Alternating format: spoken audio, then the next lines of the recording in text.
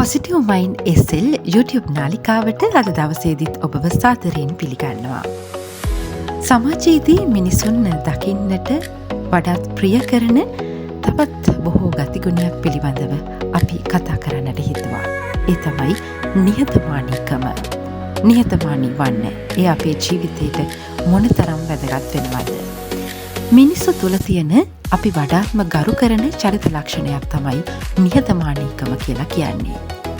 අපි එය ඔබෙන් මටත් මගෙන් ඔබටත් අපි නිරන්තරයෙන්ම බලාපොරොත්තු වන දෙයක්. පළතුරු වැඩියෙන්ම හැදිලා තියෙන ගස වැඩියෙන්ම පොළවට නැඹුරු වෙනවා. මේක අපි පුංචි කාලෙදී අපි අහලා තියෙන කතාවක්.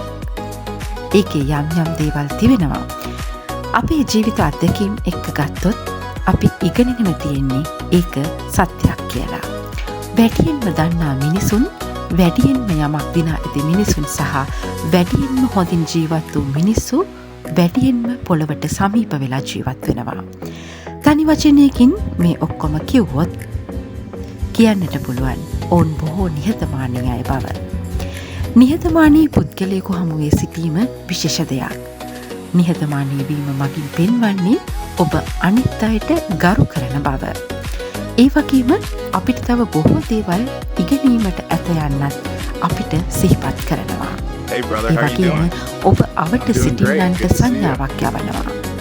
එයින් කියවෙන්නේ ඔබ ඔවුන්ගේ දැනුම නමැති ත්‍යාගය බාරගන්නටත් ඔවුන් කියන දේට සවන් දෙන්නටත් සූදානම් කියලා.